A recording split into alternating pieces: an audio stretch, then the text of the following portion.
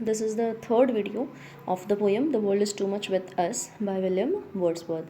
तो अब तक you would have understood that this poem is a sonnet, and in this poem the poet William Wordsworth, who is the greatest romantic poet till date, he has criticized the total concept of modernism. This poem is an attack on consumerism, materialism, and it also attacks the concept of industrialization, urbanization, and modern city life. What is consumerism, materialism? For these things, you can refer to the previous video, and you will be able to understand what the poet wants to convey. Now, as you can see in this video, in the very much image, that hands of a man have taken the earth in their palms, have held the earth in their hands. The world is too much with us कि मनुष्य होने के नाते कवि ये कहना चाहता है कि हमने क्या कर रखा है, दुनिया की चकाचौंध में बस हम विलुप्त होते जा रहे हैं। हम बस उसमें अपनी जो शक्तियाँ हैं, असली जो हमें शक्तियाँ मिली हुई हैं मानव होने के नाते, हमको सबसे ज़्यादा शक्तियाँ जो हैं वो भगवान ने दी। जितने जो जीव जंतु सब प्राणी पैदा हुए, उसमें सबसे ज़्यादा जो शक्ति भगवान ने किसको दी? मानव जाति को दी। और तभी मानवों ने बहुत ज़्यादा, इतना ज़्यादा जो है वो अपना विकास किया। लेकिन आज के दौर में इस अंधाधुंध जो औद्योगिकरण हो रहा है, शहरीकरण हो रहा है, इसमें हम क्या कर रहे हैं? हम बस उसी में विलुप्त हो करके और सिर्फ भौतिक सुख साधन जो है वो जुटा करके, संसाधन जुटाने में व्यस्त हैं। हम अपना जीवन जो है उसी में सिर्फ नष्ट किए जा रहे हैं। पैसा कमा रहे हैं, है ना, किसी न किसी तरीके से बस पैसा आ जाए, हाय बहुत पैसा आ जाए, बहुत पैसा आ जाए, और फिर हम क्या करते हैं? उससे भौतिक सुख संसाधन जुटाने लगते हैं और हमको लगता है हम इससे सुख पाएंगे, लेकिन ऐसा एक्चुअल में होता नहीं है, बल्कि हम क्या कर रहे हैं? अपना जीवन बर्बाद कर रहे हैं।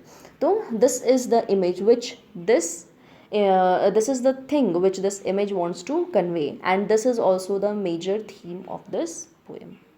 Now coming towards the poem, in this we'll be dealing with the lines 8 to 10. First से 4 हम सेकेंड वीडियो में कर चुके हैं, यहाँ करेंगे 5 to 8, sorry 5 to 8.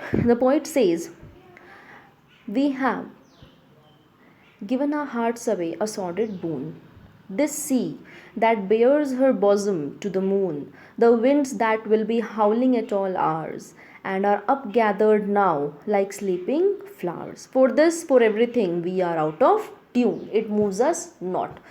Now in these lines, पहले ही जो 4 लाइन्स हैं उसमें तो पोइट क्या करता है? वो अपने जो कॉन्सेप्ट है, अपने जो उसके विचार हैं उसको डायरेक्टली बता देता है कि हाँ, ये हम कंज्यूमरिज्म में, मटेरियलिज्म में विलुप्त होकर के और मानव जाति जो है वो अपना एक तरह से अपने आप को नष्ट कर रही है।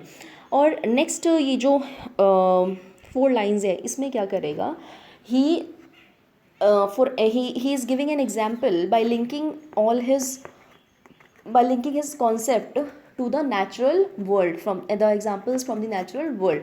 वो इनका एग्जाम्पल देगा, जैसे सी हो गया, विंड हो गया, फ्लावर्स हो गए, इनका एग्जाम्पल देता है और बताता है कि कैसे हम लोग है ना इन चीज़ों से भी क्या होते जा रहे हैं, हम बिल्कुल दूर होते जा रहे हैं। ये चीज़ें अब हमको कुछ भी क्या है अफेक्ट नहीं करती है। जैसे ही says, this sea that bares her bosom to the moon, this sea, अब यहाँ पे सी, विंड, फ्लावर्स, इन सब का क्या किया हुआ है? पर्सोनिफिकेशन, मानवीकरण। इनको मानवीकरण का मतलब क्या होता है? Personification means when to non living objects we are attributing the qualities of human emotions, है ना, we consider them as living objects and we are attributing human qualities to them, then that is called personification. Figure of speech क्या कहते हैं उसको? Personification. तो समुद्र को, सी को, विंड को और फ्लावर्स का यहाँ पे क्या किया गया है? मानवीकरण। मानव की जो क्वालिटीज़ है वो उसको एट्रीब्यूट करके और कवि कह रहा है, दिस सी, ये जो समुद्र है, दैट बेयर्स मतलब opens her bosom, bosom means heart, to the moon, कि ये जो समुद्र है, ये देखो ये कैसे अपना दिल इसने खोल करके और चांद के सामने रख दिया है। अब here is what the poet is giving a presentation, giving a pictorial representation, वो इस तरह से आपको एकदम पिक्चर के द्वारा, मतलब ये जैसे आप ये पढ़ रहे हैं तो obviously you can get a glimpse of this total seen in your mind. आप एकदम इसको क्या कर सकते हैं, इमेजिन कर सकते हैं कि हाँ ये कैसा दिखता होगा। जो पॉइंट हमको अभी डिस्क्राइब कर रहा है, जो बातें, उसको जब आप मतलब पढ़ रहे हैं ध्यान से और वो पिक्चर इमेज आपके माइंड में बनेगी तो आप अंडरस्टैंड कर सकते हैं, यू कैन फील ऑल्सो कि हाँ वो कैसा दिख रहा होगा, कैसा उस समय लगता होगा। ठीक है, तो and this quality is known as sensuousness. Sensuousness हमारे सेंसेस को human beings have what, senses, हमारे पास इंद्रियां हैं, तो जब उसको अफेक्ट करता है, हम पढ़ते हैं, है ना, कोई कविता पढ़ते हैं और जब हम पढ़ते हैं तो हमारे सेंसेस को जब अफेक्ट करने लगता है, हमारी जो इंद्रियों को अफेक्ट करने लगता है, तो उसको क्या कहते हैं, सेंसुअसनेस। तो इस तरह की कविता जो ऐसी जो प्रसंग जब कविताओं में लिए जाते हैं तो उसको क्या कहा जाता है, सेंसुअसनेस को कवि ने यूज़ किया है। तो यहाँ पे कवि कह रहा है he is presenting a image. अब मून है तो ऑब्वियसली रात का समय होगा, कि रात्रि के समय में देखो कैसे ये जो सागर है इसने अपना दिल खोल करके, है ना, और इस चांद के सामने क्या है, रख दिया है। ये चांद और समुद्र में क्या कर रहा है, रिलेशन बता रहा है। कौन, कवि यहाँ पे एक इमेज क्रिएट कर रहा है और उसमें रिलेशन बता रहा है। और सोचिए वो तारे टिमटिमा रहे और चांद उगा हुआ है ना, और रात्रि के समय, और समुद्र जो है वो बिल्कुल खुला विशाल समुद्र है, वो एकदम लहरें उफन रही हैं और लहरें आ जा रही हैं। तो ऐसा प्रतीत होता है जैसे समुद्र जो है उसने अपनी बाहें फैला करके, अपना दिल खोल करके और चांद के सामने रख दिया है और उसको आलिंगन करने के लिए वो आतुर हो रहा है। ये बात कवि कह रहा है। The winds that will be हाउलिंग at all hours. अब क्या कर रहा है, सी से कहाँ शिफ्ट हो गया, विंड्स पे, हवा। इसको पर्सोनिफाई किया कि हवा जो कि हमेशा, एट ऑल आवर्स का मतलब एवरी टाइम, 24 आवर्स, कि हमेशा जो है वो हाउल करना मतलब ज़ोर ज़ोर से चिल्लाना। रोते समय जब चिल्लाते हैं, चिल्ला चिल्ला के रोना, उसको क्या कहते हैं, उस साउंड को हाउलिंग कहते हैं। तो ऐसा लग रहा है कि हवा जो है वो बहुत ही तेज़ बह रही है। अब हवा तो चिल्लाएगी नहीं ऑब्वियसली, इसका मतलब क्या है, हवा जो है वो तेज़ बह रही है। अब हवा तेज़ बहती है तभी सनसनाहट की आवाज़ आएगी, पेड़ के पत्ते वत्ते आपस में बजते हैं, उस तरह की आवाज़ आती है। जितनी तेज़ हवा बहेगी उतनी ज़्यादा आवाज़ आएगी। तो ये वो कह रहा है कि हवा जो देखो कैसे हमेशा 24 घंटे जो है, every time of the hour, सारा दिन बजती रहती है, हवा चलती रहती है। And are up gathered now like sleeping flowers.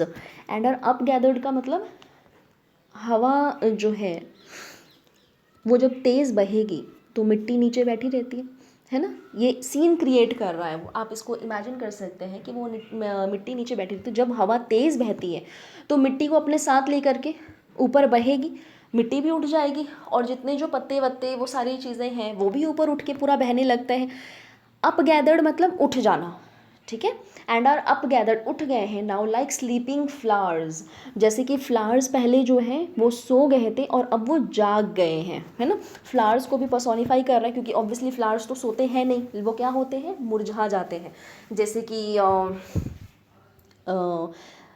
Marigold का फ्लावर हो गया, वो क्या करता है, शाम के वक्त मुरझा जाएगा। जैसे ही सूरज दिखेगा तो आप देख सकते हैं वो उसी तरफ, जिस तरफ सूरज जाएगा रोशनी आएगी वो उसी तरफ मुड़ जाता है और उसी दिशा में क्या करता है, खिलता है। तो वो, और जैसे ही सूरज ढलेगा, ठीक है, शाम होगी, तो वो गिर जाएगा। तो ऐसे लगता है जैसे वो सो गया है।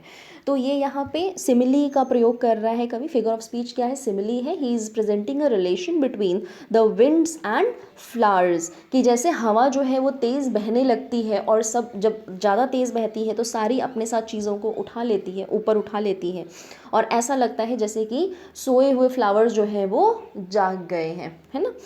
तो ये पूरा इसने, कवि ने, he has given this imagery. For everything we are out of tune.